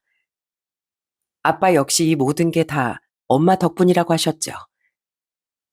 다시 방 3개짜리 집으로 이사 갔을 땐 같이 소소하게 축하를 하기도 했습니다. 그러면서 아빤 엄마에게 모든 덕을 돌리셨어요. 여보, 당신한텐 정말 고마워. 내 평생 당신한테 정말 잘할게. 당신 아니었으면 나 사업 다시 못 시작했을 거야. 정말 고마워, 당신. 그 후로 아빤 정말 열심히 일을 하셨고 가정에도 무척이나 충실하셨습니다. 늘 바쁜 와중에도 엄마의 말이라면 항상 1순위로 다 들어주셨죠. 그런 부모님을 보며 자라다 보니 전 저렇게 서로 어려울 때 의지하고 지지해주는 게 부부라고 생각하며 컸습니다. 아빠의 사업은 나날이 잘 되었고 그러다 보니 학창시절 내내 부족하지 않은 환경에서 잘 자랄 수 있었어요. 그리고 대학에 진학했을 땐 정말 아빠처럼 든든한 한 남자를 만나게 되었답니다. 남자친구는 대학교 CC로 만난 사람이었어요. 우연히 같이 교양 수업을 듣게 되면서 조별 과제를 같이 하게 됐는데 사람이 참 순진하고 착하더라고요. 다른 팀원들도 많이 배려해주고 먼저 나서서 과제도 척척해주는 게 참 멋져 보였어요. 거기다가 치대생이라고 들었는데 엄청 수더분했고요. 그렇게 같이 과제를 하다 친해져 몇 번 따로 연락을 하다 보니 서로 마음이 생겼고 그렇게 연애를 시작하게 되었죠. 남자친구는 정말 제가 알아왔던 사람들 중에서도 너무 심성이 착했습니다. 남자친구 집은 시골에서 농사를 지었는데 말 그대로 개천에서 용난 케이스였어요. 그러다 보니 남자친구는 항상 학비와 생활비를 충당하려고 아르바이트를 정말 많이 했습니다. 본과생이다 보니 정말 정신없이 바빴지만 그 틈에도 열심히 일을 하더라고요. 그 모습을 보면서 사실 제 입장에선 좀 의아했던 적도 있었어요. 오빠, 왜 이렇게 열심히 일을 해? 공부하느라고도 바쁘잖아. 매번 새벽까지 일하고 아침이면 학교 가고 또 저녁이면 일하고 힘들지 않아? 말했잖아. 우리 집 여유롭지 않다고. 엄마 아버지 시골에서 농사 지으면서 힘들게 사시는데 조금이라도 보탬이 돼야지. 오빠 진짜 대단한 것 같아. 난 솔직히 아직도 부모님 도움 받고 사는데 오빤 참 대단해. 전 그런 남자친구 볼 때마다 참 신기하기도 하고 존경스러울 때도 많았습니다. 저보다 훨씬 바쁜 학업 중에서도 늘 정말 바쁘게 지냈거든요. 시골에서 학비를 지원해 주시긴 했지만 남자친구는 부모님께 되도록 부담이 되지 않도록 정말 많이 노력했습니다. 그러던 남자친구가 졸업을 할 때쯤 집안이 확 기울어지게 되었어요.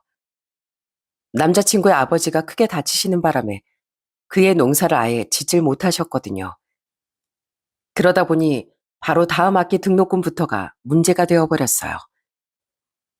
그래서 남자친구 혼자서 등록금을 마련해 보려고 정말 잠도 안 자고 새벽에도 배달 아르바이트를 하고 낮에도 알바를 하면서 돈을 벌기 시작했어요. 그러다 정말 큰일이 생기고 말았습니다. 남자친구가 일용직으로 건설 현장에 갔다가 그만 다쳐서 다리에 깁스까지 하게 된 거였어요. 결국 하던 아르바이트도 죄다 하지 못하게 됐죠. 그렇게 되니 그동안 정말 든든하고 꿋꿋했던 남자친구가 한순간에 무너져 내리는 겁니다. 어느 날 제가 남자친구를 만나러 갔더니 저한테 충격적인 얘기를 꺼내더군요. 수연아, 나 그냥 본가로 내려갈까 생각하고 있어. 더 이상 여기 있어봤자 공부도 못할 것 같고 그렇다고 학교 다닐 수도 없고 그래서 집에 내려가서 어느 정도 내가 학비도 벌고 그러면 다시 학교 다니던가 그러려고. 뭐? 그게 무슨 소리야? 이제 곧 졸업인데 왜 학교를 그만둬? 어쩔 수 없지 뭐. 그러면서 기운 없이 축 처진 남자친구 볼 때마다 전 정말 마음이 아팠어요. 사실 너무 아까운 인재이기도 했거든요. 공부도 정말 잘했고 성실했는데 이런 사람이 본인의 상황 때문에 어쩔 수 없이 공부를 못하고 쉬어야 한다는 게 너무나 안타까웠습니다. 그래서 전 바로 집으로 달려가 엄마 아빠에게 빌었어요. 바로 등록금을 도와달라고 말이죠. 그랬더니 엄마 아빠는 엄청 기겁을 하시며 절 말리시는 거였어요. 아니 수연아, 도대체 걔가 뭐라고? 네가 이렇게 와서 등록금을 도와달라는 거야. 도대체 그런 애가 뭐가 좋다고? 여자친구한테 뭐 등록금 해달라고 하디? 아니야, 그런 거 아니라고. 다쳐서 더 이상 일을 못하니까 시골로 내려가서 자기가 일하면서 등록금 벌고 부모님 돌보겠대. 근데 이제 곧 졸업인데 그걸 내가 옆에서 어떻게 지켜보기만 해. 그러니까 엄마 아빠가 좀 도와줘. 어? 얼마나 성실하고 책임감 있고 착한 사람인데 한 번만 좀 믿어줘. 아무리 그래도 어떻게 딸 남자친구를 도와달라는 거야. 엄마, 아빠, 한 번만 내가 이렇게 부탁할게. 어? 딱 한 번만 좀 도와줘. 전 그날 이후로 몇 날 며칠 내내 애원하며 제발 도와달라고 빌고 또 빌었습니다. 그랬더니 결국 엄마 아빠는 두 손 두 발을 다 들었어요. 남자친구의 등록금을 지원해주겠다고 하신 거였죠. 그 소식에 처음엔 남자친구도 거절했지만 직접 아빠가 연락을 해 딸의 남자친구라 도와주는 게 아니라 우수한 인재를 위해 투자하는 거니 받아달라고 말을 하셨습니다. 그렇게 남자친구는 아빠의 지원을 받아 휴학 없이 쭉 대학을 다닐 수 있었어요. 그렇게 무사히 졸업을 하고서 사실 치의대는 졸업하고 시험을 보면 치과 의사로 일을 할 수도 있었지만 남자친구는 전공의 과정도 다 취득하고 싶어 종합병원에서 구강외과로 인턴부터 레지던트까지 다 보내게 되었어요. 저는 꿋꿋이 자신의 길을 걷는 남자친구를 보면서 참 대단하다는 생각을 했었네요. 그리고 그렇게 열심히 노력한 끝에 남자친구가 드디어 전공의를 취득했을 때 남자친구는 저에게 프로포즈를 했답니다. 그렇게 저희는 9년여의 연애 끝에 결혼을 하게 되었어요. 결혼을 하면서 시부모님은 저에게 너무 고맙다고 하셨죠. 수연아, 네 덕에 우리 아들 거기서 열심히 공부하고 이렇게 어엿한 치과 의사가 된 것 같다. 정말 고맙다. 항상 너한테 고맙고 사돈 들께도 고마웠어. 우리가 부족해서 넉넉하게 키우지 못한 게 한이지만 그 한을 네가 대신 풀어준 것 같아서 정말 고맙구나. 아니에요, 어머님. 남편이 어머님, 아버님 덕분에 너무나 착하고 듬직한 사람으로 잘 커서 주변 사람들이 얼마나 든든하게 생각하는지 몰라요. 남편이 그 복을 받게 된 건 어머님, 아버님이 다 그렇게 키워주셔서 그런 거예요. 고맙구나. 그렇게 얘기해주니 정말 고마워. 그렇게 저희는 결혼을 하고서 알콩달콩 결혼 생활을 이어나갔습니다. 남편은 전공의를 취득하고 나선 페이닥터로 일을 하면서 열심히 돈을 벌었어요. 전 아들 하나, 딸 하나를 낳고 아이들이 어릴 땐 육아에 힘을 쏟았습니다. 결혼 생활은 참 행복하고 즐거웠을 때가 많았어요. 특히나 남편이 가정적이고 따뜻해서 육아하면서 제가 더 편했을 때도 많았죠. 주말이면 쉬고 싶었을 텐데 남편은 늘 쉬는 날엔 애들과 절 데리고 여기저기 떠나곤 했습니다. 지금도 캠핑을 진짜 많이 가시잖아요. 저희 남편은 저희 애들 어릴 때부터, 그러니까 지금으로부터 10년 전쯤에도 캠핑을 진짜 많이 갔답니다. 주말에 딱 눈을 뜨면 이미 남편이 싹 다 챙겨서 나갈 준비를 다 해놓곤 했어요. 어? 여보, 언제 일어났어? 이게 뭐야? 새벽부터 일어나더니 내내 도시락을 싼 거야? 어디 가려고? 내가 엄청 좋은 스팟을 알아냈어. 우리 지금 가자. 먹을 거랑 다 챙겨놨으니까 당신은 그냥 차만 타면 돼. 애들 한 명씩 안고서 지금 가자. 뭐야, 나 먼저 깨우지 그랬어. 같이 일어나서 같이 했으면 편했을 텐데. 당신 혼자서 고생했네. 고생은 무슨. 평일에 내가 바빠서 당신 혼자 애들 보고 살림도 하느라 바쁘잖아. 주말은 내가 다 책임질게. 얼른 신발 신어. 짐은 이미 다 옮겨놨으니까 바로 출발하면 돼. 남편은 제 주변 사람들 모두가 부러워할 정도로 부지런하고 가족밖에 모르는 그런 사람이었어요. 그러다 보니 참 저도 결혼하고서 매일이 신혼처럼 느껴지곤 했어요. 거기다가 요리는 어찌나 잘했는지 저도 못 만드는 요리를 남편은 뚝딱 해낼 때가 많았죠. 아이들이 어느 정도 컸을 무렵엔 애들이 먹고 싶다는 건 미리 주문을 받아서 주말이면 꼭 해주곤 했습니다. 특히 남편은 중식을 기가 막히게 만들었는데 집에서 탕수육도 직접 튀겨줄 정도였어요. 그렇게 탕수육을 튀긴 날이면 애들은 너무 좋아했습니다. 우와, 아빠! 역시 아빠가 만든 탕수육은 최고야, 최고! 우리 동네 짜장면집보다 아빠가 만든 게 더 맛있어. 맞아. 나도 우리 아빠가 만든 탕수육이 제일 맛있어. 친구들한테도 얼마나 자랑했는지 몰라. 아유, 우리 아들, 딸, 아빠가 만든 게 그렇게 맛있어? 많이 먹어. 아빠가 이거 너희들 다 먹으면 또 해줄게.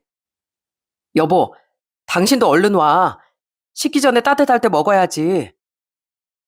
늘 다정다감한 그런 남편과 사는 건 매일이 평온하고 따뜻한 일이었어요. 시댁은 시골이라 사실 멀어서 자주 가보지 못했지만 그래도 통화도 자주 하고 잘 지냈습니다. 시댁에는 남편 여동생이 둘이 있었는데 시누이들도 참 착하고 효녀들이라 저한테 며느리라고 이래라 저래라 한 번을 해본 적도 없었어요. 특히나 시부모님은 마음이 참 따뜻하신 분들이셨죠. 때 되면 농사 지은 것들을 집으로 보내주시곤 했거든요. 한 번은 이것저것 직접 키운 채소들을 보내주셨는데 박스를 열어보고선 정말 전 너무 깜짝 놀란 적이 있었어요. 마늘을 정말 한 무더기 보내주셨는데 그걸 다 일일이 까서 손질해서 깨끗하게 씻고 포장해서 보내셨더라고요. 어머님, 이걸 언제 다 까셨어요? 그냥 보내주셔도 되는데 이거 다 까시느라 한참 걸리셨죠? 아유, 아니야. 그거 까는데 얼마 안 걸렸어. 아유, 우리야 맨날 마늘 까는 게 일이니까 빠르지만 너나 아무래도 힘들 거 아니냐. 애들 보느라 바쁘기도 하고. 여기서 시간 많은 내가 까는 게 훨씬 낫지. 다 다져서 보낼까 하다가 그래도 니들 요리하고 뭐하고 쓸 수도 있으니까 일단 손질만 하고 보냈다. 다지는 건 애비한테 하라고 하고 냉동실에 두고두고 해서 먹어. 어머님, 감사해요. 매번 이렇게 늘 저희 냉장고는 어머님이 다 채워주시네요. 좋은 거 못 보내줘서 미안하지 뭘. 다음에 우리가 농사 더 잘 지어서 맛있는 고기만 잔뜩 보내마. 그래도 그게 보기에 못생겨 보여도 니들 먹을 거라 농약도 하나 안 치고 키운 거야. 그러니 안심하고 먹어도 된다. 투박하지만 누구보다 정겹고 따뜻한 시부모님을 볼 때면 제 마음이 이상하게 뭉클할 때가 많았습니다. 이런 따뜻한 시부모님 밑에서 자란 남편 역시 마음이 따뜻할 수밖에 없었겠죠. 남편은 저희 집에도 참 잘했어요. 특히나 친정 부모님 치아 검진은 항상 남편이 꼼꼼하게 봐주곤 했습니다. 60대가 되시다 보니 임플란트며 치주 질환이며 이것저것 신경 써야 할 게 많았는데 그때마다 남편은 저보다 먼저 나서서 부모님 치과 진료도 봐주고 그러더라고요. 남동생과도 정말 형 동생처럼 편하게 지냈고요. 그러다 저희 집에 정말 좋은 소식이 생겼어요. 바로 남편이 40살이 되고서 치과를 개원하게 된 겁니다. 그때 얼마나 기쁘고 좋았는지 몰라요. 그땐 치과에 다 같이 모여 축하를 해주기도 했습니다. 그날 시부모님은 역시나 이 모든 게 제 덕이라며 절 칭찬하시고 저희 부모님은 남편을 칭찬하셨죠. 수연아, 고맙다. 이렇게 우리 아들 치과도 10개 해주고 정말 고마워. 네가 그동안 옆에서 얼마나 내 줄 잘했겠니? 네가 아니었으면 우리 아들 이렇게 치과 여는 거 못 봤을 거야. 아유, 사돈, 아닙니다. 이게 다 강서방이 잘해서 그렇죠. 일도 척척 잘해. 사람들 신임도 얻어. 앞으로 강서방이 더 잘할 겁니다. 감사합니다, 사돈. 전 그래도 우리 며느리가 우리 아들 이렇게 키워준 거라고 생각해요.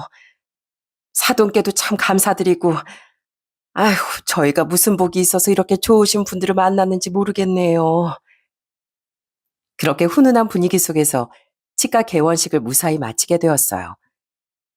남편은 치과 개원을 하고서 더 바쁘게 지냈답니다. 병원 끝나고 나서도 늘 치과에 남아 공부도 하고 환자 진료 기록도 살펴보면서 체크하고 그러면서 병원 운영에 많은 힘을 썼어요. 그런 남편을 보다 보니 저 역시 뭔가 새롭게 일을 하고 싶더라고요. 아이들도 이젠 어느 정도 컸겠다. 제 커리어를 쌓아보고자 다시 직장에 다니게 되었어요. 남편도 제가 다시 일을 하는 걸 정말 많이 응원해 줬습니다.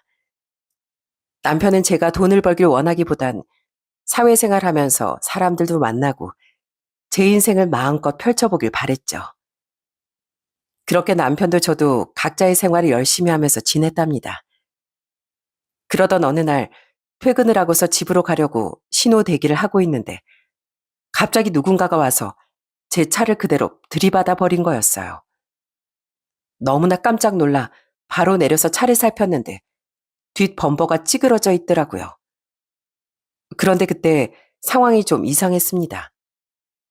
보통 이렇게 다른 사람 차를 받아버리면 내려서 죄송하다, 몸은 괜찮냐, 이렇게 물어보는 게 맞지 않나요? 그런데 그 가해자는 전혀 생각지도 못한 반응을 보이더라고요. 차에서 내린 가해자는 저보다 어려 보이는 여자였어요. 그런데 저한테 사과라는 것도 아니고 갑자기 절 보면서 너무도 환하게 웃으며 쳐다보고 있더라고요. 어머, 미안해요. 괜찮으시죠? 보니까 뭐 크게 안 다친 것 같긴 한데 이건 보험 처리하시죠? 이거 제 연락처 드릴게요.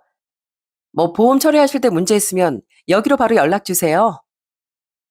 그러면서 절 막 위아래로 훑어보는데 처음엔 내가 아는 사람인가 싶을 정도였어요. 그래서 뭔가 좀 이상한 사람인가 보다 싶어 서둘러 상황을 수습하고 보험 처리를 하게 되었죠. 그 후로 전 보험 처리했다 이런 얘기를 하려고 메시지를 보냈는데 이상하게 그 후로도 한두 번 저한테 계속 연락이 오더라고요. 그런데 그 연락을 하면서도 내내 이상했습니다. 갑자기 제 사생활을 은근슬쩍 물어보는 거 있죠? 저 혹시 결혼하셨어요? 애들은 있으세요? 네? 갑자기 그런 걸 왜 물어보시는데요? 아니에요. 그냥 한번 궁금해서요.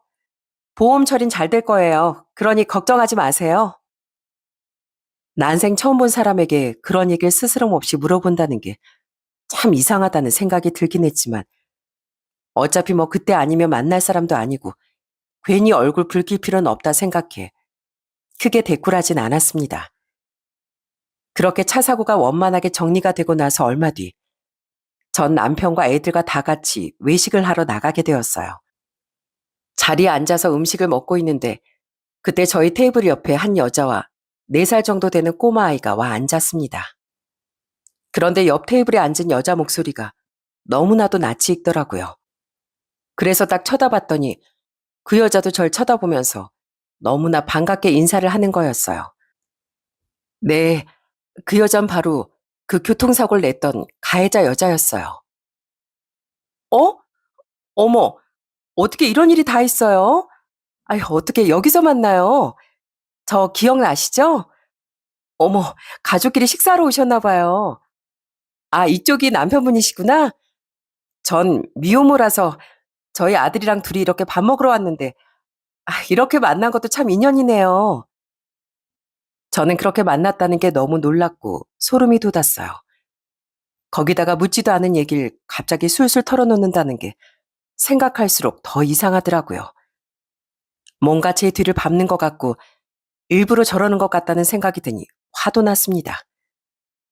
그래서 딱 따지려고 하던 그 순간 남편이 갑자기 자리에서 확 일어나더니 나가려고 하는 거였어요. 여보, 여기 음식 나랑 좀 안 맞는다. 뭐? 그게 무슨 말이야. 아까는 괜찮다면서. 갑자기 어디 가려고? 아니, 그게 음식이 통 안 넘어가네. 그냥 우리 다른 데 가자. 얼른 나와. 그러면서 남편은 애들을 데리고서 밖으로 나가버렸습니다. 전 그런 남편을 뒤따라 갈 수밖에 없었어요.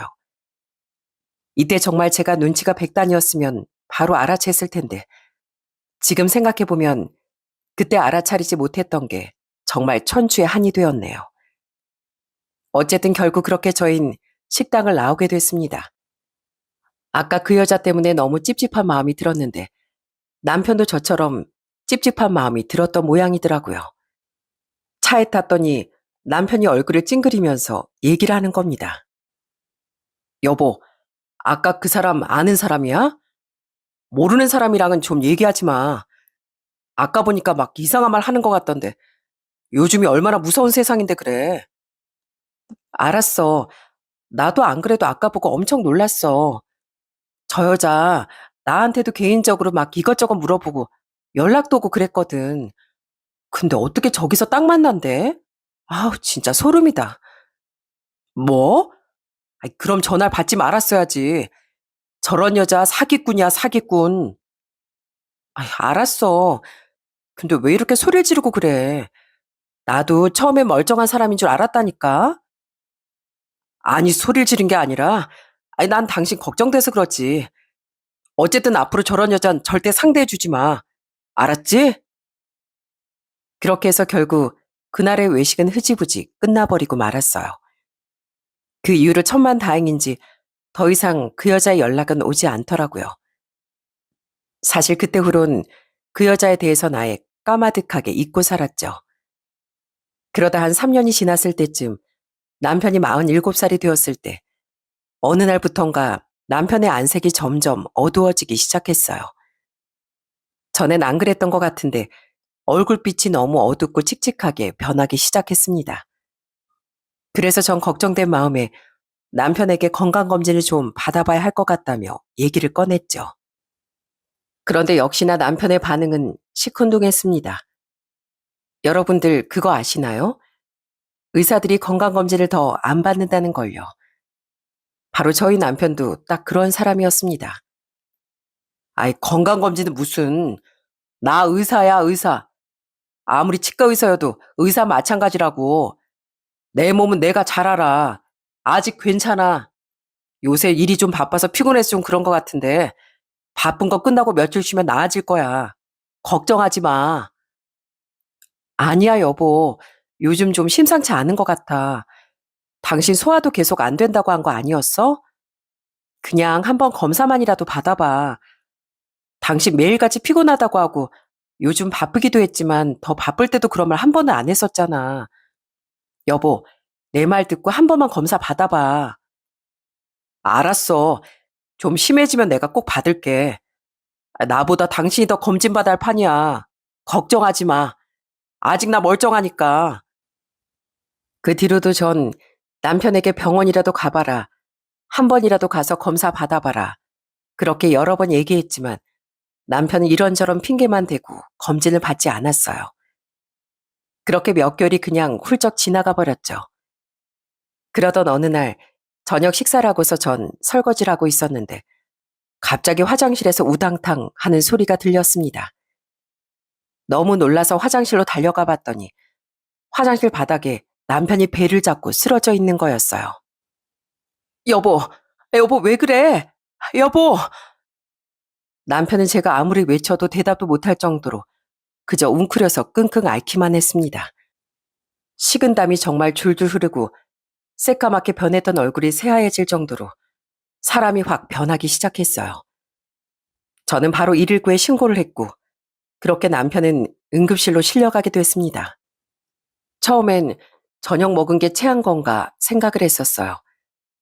그런데 응급실에 도착을 하고 나니 상황이 무척이나 심각하게 돌아가는 거였죠. 간단한 피검사만 하는 줄 알았는데 갑자기 이것저것 검사할 게 점점 많아지는 거였어요. 그리고 그날 청천벽력 같은 소식을 듣게 되었죠. 의사 선생님은 남편 배 안에 가득 찬 무언가를 보여주면서 충격적인 사실을 알려줬어요. 바로 남편이 암에 걸린 거였습니다. 이미 암덩어리가 퍼질 대로 퍼져 온 장기를 다 뒤엎고 있는 상황이었어요. 수술이라도 했으면 좋겠다고 말을 했지만 이건 수술을 해도 소용이 없다는 답변만 들을 뿐이었습니다.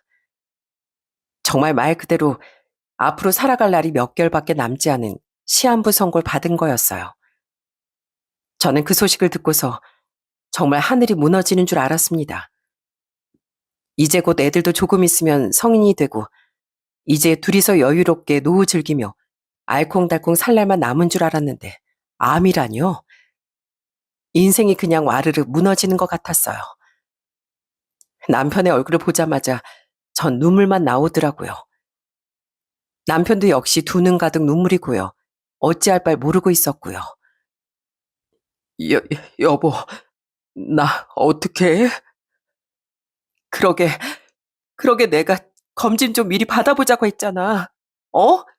그러니까 여태껏 왜 안 받았냐고. 이 지경이 될 때까지 왜 참았어?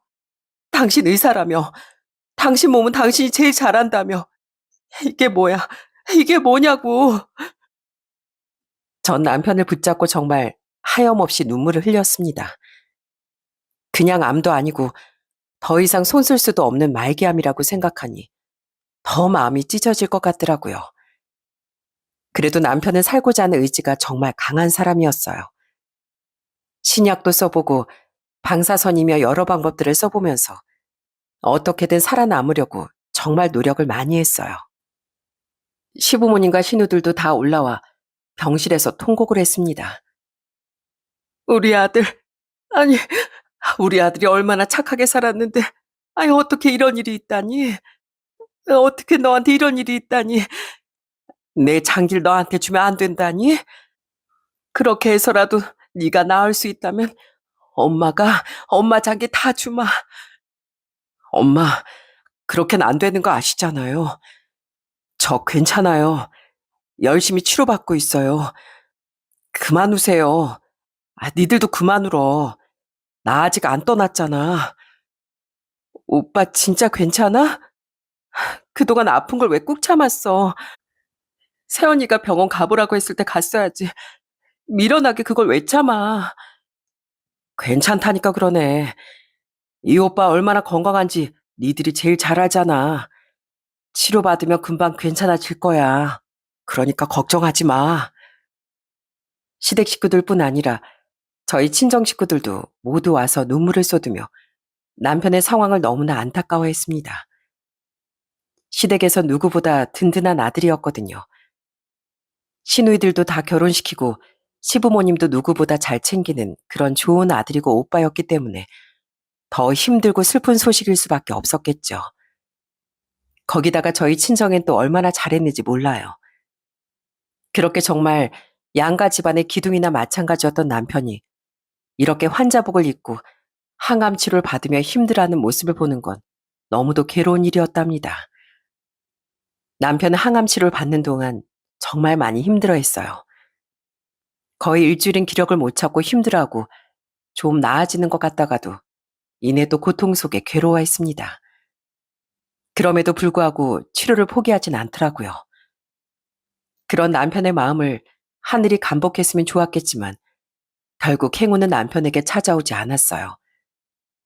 남편의 병세는 전혀 호전되지 않았고 점점 더 깊어지기만 했죠.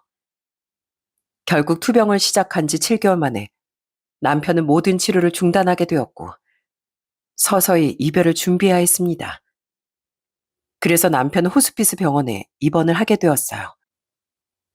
사실 병원에 입원했을 땐 애들도 와서 남편을 잘 보지 못했는데 오히려 호스피스 병원에선 아이들도 자유롭게 남편과 같이 시간을 보낼 수 있었답니다. 그러면서 애들과 하루를 보내며 저희 부부의 추억을 얘기해 준 적도 있었어요. 엄마, 엄마가 아빠 대학 때부터 만나다 그랬지? 어떻게 만났어? 진짜 엄마 아빠 대학 때부터 쭉 연애하다가 결혼한 거 맞아? 맞아. 엄마랑 아빠 대학 때 만났지. 그치, 여보? 그럼 네 엄마가 대학 때 얼마나 예뻤는지 아니? 엄마가 아빠 첫사랑이잖아. 우와, 진짜? 엄마가 아빠 첫사랑이었어? 그건 처음 들었는데. 엄마도 아빠가 첫사랑이야? 글쎄, 그건 모르겠고. 네 아빠가 처음에 얼마나 쑥맥이었는 줄 아니? 막 말도 제대로 못하고 손도 막 덜덜 떨고 그랬다니까. 나중에 소주 한 잔 마시고서 엄마한테 말 걸고 막 그랬어. 그렇게 아이들과도 소소한 추억들을 남기며 저희는 이별을 차근차근 준비해 나갔어요. 비록 당장 눈앞에 닥친 슬픔을 감당하기 어려웠지만 그럼에도 불구하고 남아있는 시간이 너무나 아까워 눈물을 흘릴 수조차 없었습니다. 남편과의 마지막이 얼마 남아있지 않다는 생각이 드니 이 사람에게 좋은 모습, 행복한 모습만 보여주고 싶더라고요. 그래서 아이들과도 더 자주 보고 얘기도 참 많이 나누고 고맙고 사랑하고 감사하다는 말도 정말 많이 했습니다. 아이들도 그때 나이가 중학생이었는데 너무나 의젓하게 아빠와의 이별을 준비하는 게 참 고맙기도 했어요. 그러던 어느 날 애들이 학교를 가고서 전 병실에 남아 남편을 간병하는데 갑자기 남편이 저에게 할 말이 있다고 말을 꺼내더라고요. 여보, 고마워. 지금껏 나랑 살아줘서 고맙고, 나한테 잘해줘서 고맙고, 못난 남편 믿어줘서 고마워. 뭐야, 내가 더 고맙지. 당신 결혼하고서 내내 우리 가족만 바라보면서 그렇게 성실하게 살았잖아. 당신한테 내가 더 고맙지 뭐. 주변 보면 한눈 한 번 안 파는 남자 없다던데 당신은 그러지도 않았잖아. 늘 성실하고 따뜻하고 그런 남편이어서 내가 더 고마워. 여보, 사실 나 당신한테 큰 죄를 지었어. 내가 정말 큰 죄인이야. 이제 와서 밝혀서 정말 미안해. 어? 무슨 죄를 지었는데? 갑자기 그게 무슨 소리야? 저는 뜬금없는 남편의 말에 도대체 무슨 말을 하려는 걸까? 전혀 예상도 할 수 없었어요. 그런데 이어서 하는 남편의 말을 듣고 정말 그 자리에서 경악을 금치 못했네요. 남편은 절 속이고 다른 여자를 만났던 거였습니다. 뭐, 뭐라고? 다른 여자를 만났었다고? 정말 다른 여자를 만났던 거야? 정말 미안해. 근데 그거 7년 전 딱 하룻밤이야. 정말 딱 하룻밤. 그 전에도 그 후에도 없었어. 사실 지금까지 계속 그 여자한테 시달리고 있었어. 정말 딱 하룻밤이었는데 어떻게 그날 그렇게 돼가지고. 어쨌든 내가 당신한테 너무 미안하고 애들이랑 당신이 알면 받을 상처를 생각하니까 도저히 내 입이 안 떨어지더라고. 정말 미안해. 그때서야 문득 그쯤 있었던 남편의 이상한 행동이 생각이 나더라고요. 그때가 개원을 하고서 아마 얼마 지나지 않은 시점이었는데 어느 날 평소와는 다르게 술을 엄청 마시고서 집에 들어왔던 시기가 있었거든요. 거기다가 그쯤 누군가 전화 통화하면서 다투는 목소리도 들었었고 혼자서 괴로워하는 모습들도 있었는데 딱 그때 그런 짓을 했던 것 같습니다. 그러더니 남편이 하는 말은 더 기가 차더라고요.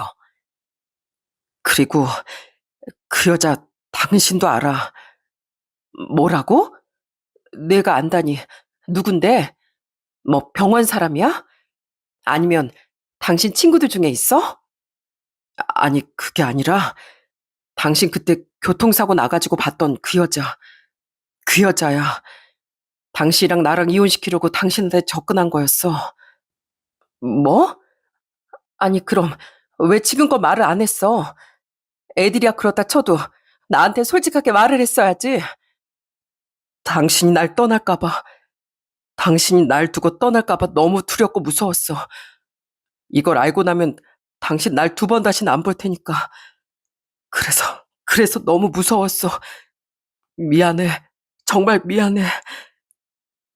남편은 그러면서 자신이 암 선고를 받았을 때보다 더 처절하게 눈물을 흘렸습니다. 도대체 이게 다 무슨 상황인지 머릿속이 너무나 혼란스럽고 힘들었어요. 그때 남편은 서류 하나를 저에게 보여주더군요. 그러면서 저에게 당부했습니다. 만약에 이 여자가 혹시라도 내가 떠나고서 찾아오면 이 서류 그 여자한테 보여줘. 내가 당신한테 마지막으로 할 수 있는 건 이것뿐인 것 같아. 그래서 이 얘기를 꼭 하고 가는 거야. 그 여자 연락처가 뭐야? 안 되겠어. 내가 당장이라도 연락해서 아작을 내야지. 내가 정말 가만히 안 둬.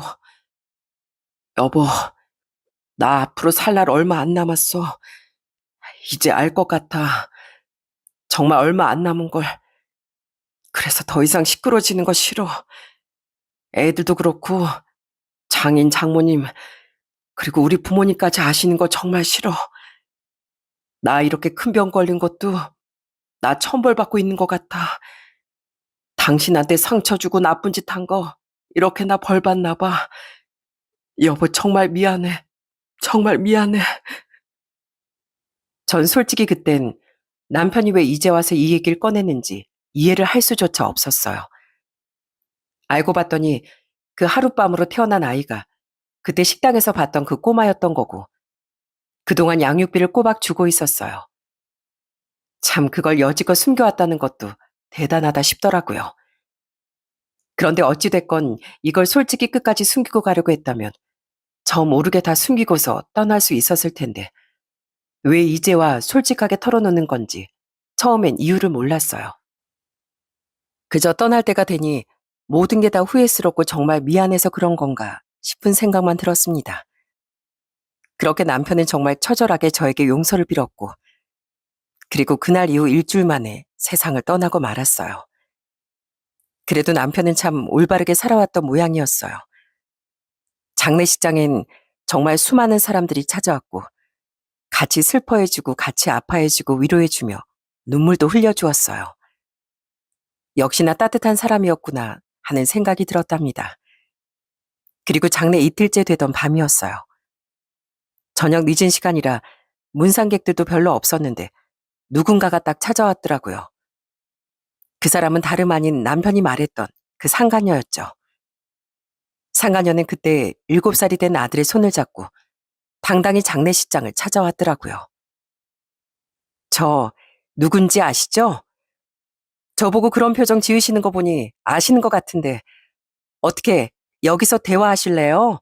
아니면 밖에 나가서 대화하실래요? 나가시죠. 나가서 얘기해요. 그렇게 전 밖으로 나가 상간녀와 얘기를 하게 됐습니다. 상간녀는 참으로 뻔뻔하고 당당하더라고요. 저였으면 그렇게까지 찾아오지도 못했을 것 같은데 역시나 보통 아닌 사람이구나 생각이 들더라고요. 보아하니 저 만났다는 거 어느 정도 예상하셨던 모양인데 뭐 이렇게 된 거 솔직하게 얘기할게요. 오빠가 뭘 어디까지 얘기했는지 모르겠지만 솔직히 말씀드리면 제가 그쪽한테 일부러 접근했었어요. 사실은 제가 그 자리를 차지하고 싶었거든요. 그렇지만 그쪽 남편이 워낙 그쪽을 사랑하고 그래서 이혼을 안 한다더라고요. 그래서 양육비나 받고 조용히 있어야지 했는데 뭐 이제 말이 좀 달라졌잖아요. 상황이 달라졌으니 가만히 있으면 안 될 것 같아서 왔어요. 지금 무슨 말을 하는 거예요? 여기 우리 아들, 그쪽 남편 아들이라고요. 그럼 재산 중 절반은 우리의 몫도 있는 거 아니겠어요? 치과 의사의 재산도 많았겠지만 저희 많이는 안 바래요. 애 클 때까지 제가 키워야 하니까 딱 5억. 5억만 챙겨주세요. 그러면 저 소리 소문 없이 사라져 드릴 테니까요. 그럼 장례 다 끝나고 오지. 굳이 지금 올 필요가 있어요? 지금 준다고 해도 드릴 수도 없는데. 아니, 그럼 그쪽 같으면 애 아빠가 그렇게 무책임하게 떠나버렸는데 가만히 있겠어요? 여기서 어떻게든 약속 받아내야죠. 우리 애는 앞으로 어떻게 살라고요? 아직 7살밖에 되지 않았는데. 여기서 말하면 약속을 하던지 아니면 뭐 다른 방법을 알아보든지 할 수 있잖아요. 뭐 어떻게 하시겠어요? 싫다 하시면 뭐 어쩔 수 없죠. 동네방네 소문나게 소송해야 되겠네요. 애들도 있으실 텐데 괜찮으시겠어요? 그렇게 사랑하던 아빠가 불륜 저질러 혼외자 나왔다고 하면 애들이 참 좋아하겠네요. 정말 눈빛 하나 흔들리지 않고 끝까지 뻔뻔하게 말을 하는 그 상간녀. 당장이라도 전 들고 던져버리고 싶은 심정이었어요. 그렇지만 상중에 그럴 순 없었죠. 대신 이 여자를 치울 만한 방법이 딱 생각났어요. 전 그 여자에게 말을 했습니다. 그럼 알겠어요. 잠깐 기다려보세요. 어디 좀 다녀올 테니까. 1시간 정도 기다릴 수 있죠? 1시간이요? 알겠어요. 빨리 와요. 저 오래는 못 기다리니까. 조금이라도 늦으면 소송하는 걸로 알게요. 전 그런 상간녀를 뒤로하고 바로 집으로 향했습니다. 그리고 집에서 장롱 속에 고이 보관하고 있던 걸 꺼내 다시 장례식장으로 왔어요. 그랬더니 기다리던 상간녀가 절 발견하고서 대뜸 짜증을 내는 거였습니다. 아이, 뭐 그렇게 오래 걸려요. 추워 죽겠는데. 뭐 가지러 갔는데요? 설마 집 문서라도 가지러 간 거예요? 그냥 약속만 하고 각서만 쓰면 되는데 뭘 그렇게까지. 저 그렇게 융통성 없는 사람 아니에요. 이거요. 받고 한번 확인하세요. 그러자 상간녀는 제가 건넨 서류 봉투를 꺼내보기 시작했습니다. 그런데 그 봉투를 열어본 순간 상간녀는 갑자기 기함을 하기 시작하더라고요. 어, 어떻게, 아니, 어떻게 이걸. 너무나 당황스러워하는 상간녀를 보면서 저는 코웃음을 칠 수밖에 없었어요. 제가 내민 그 종이는 바로 남편이 상간녀 애하고 했던 유전자 검사지였거든요. 알고 봤더니 이 여자의 아들은 남편의 아들이 아니었더라고요.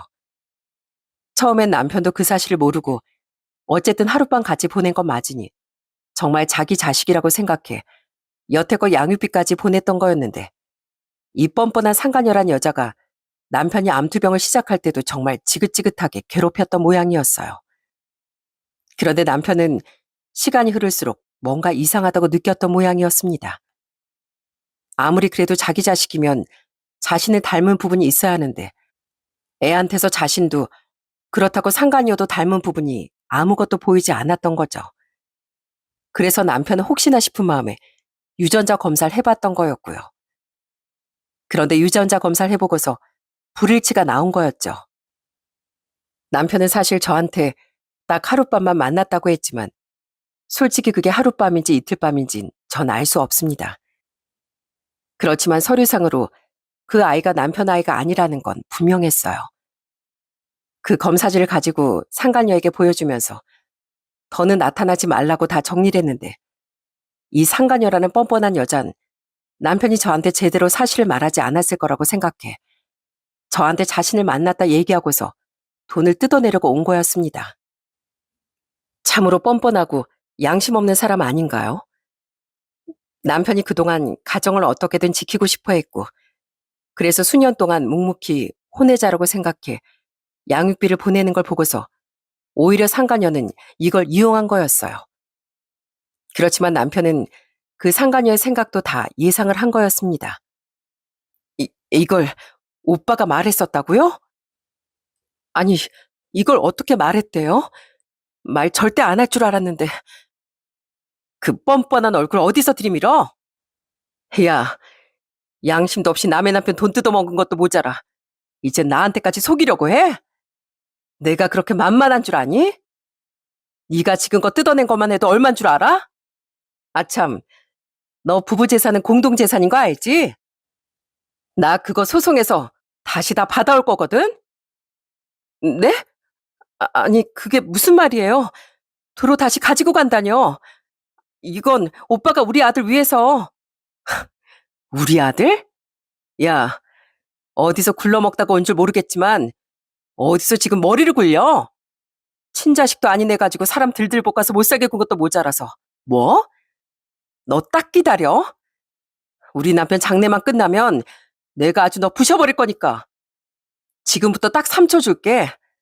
3초 내로 당장 내 눈앞에서 꺼져. 3, 2, 1. 그렇게 제가 말을 하자 그 상간녀는 불이 나게 자기 애를 데리고 가버리더군요. 그 뒷모습을 보면서 전 남편의 마지막 얼굴이 내내 아른거리더라고요.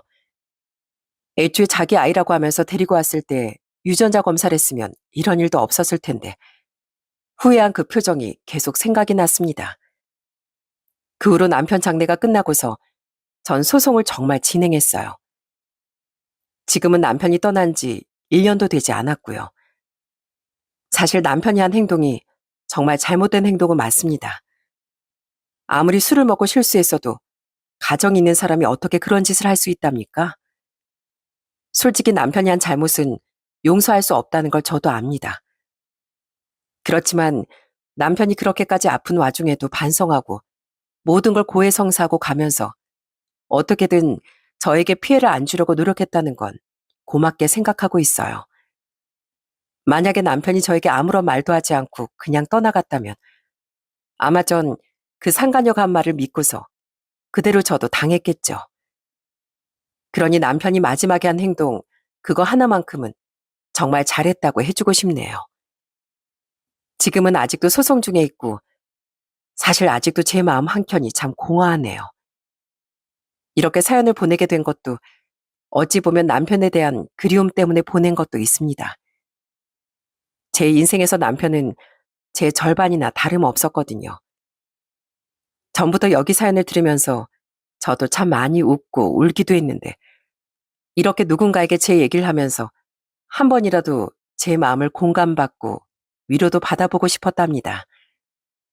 사실 아직까지 남편이 잘못한 건 양가 부모님들도 아이들도 다 모르거든요. 그래서 제 마음을 여러분들이라도 좀 위로해 주셨으면 좋겠다는 생각에 이렇게 사연을 쓰게 되었네요. 지금은 그래도 시댁에도 애들 데리고 자주 가고 있습니다. 시댁에 가면 항상 시부모님은 눈물을 흘리시지만 저는 남편이 그래도 좋은 곳에 갔을 거라고 늘 말씀드린답니다. 친정에서도 정말 많이 응원해 주시고 절 생각해 주세요. 이런 든든한 사람들이 있으니 힘들어도 꿋꿋이 참아내고 이겨내서 저희 애들과 잘 살아보려고 합니다. 사람 일은 끝까지 겪어보지 않고선 알 수 없다는 말, 이번 일을 통해 정말 뼈저리게 느꼈네요.